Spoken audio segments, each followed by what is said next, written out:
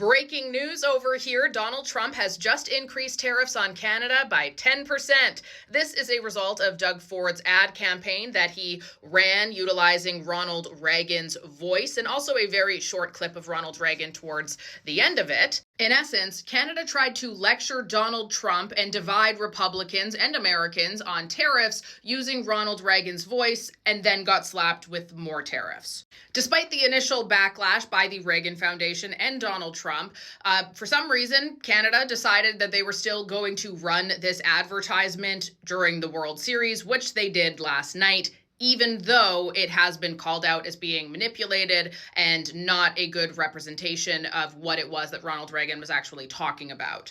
Trump has called this a hostile act that Canada has taken, and honestly, fair enough. You do have a foreign government taking speeches from a former president who is deceased, cutting them up in order to issue propaganda. I mean, that's really the only word for it. So yeah, fair enough. That is a pretty hostile, undiplomatic thing to do.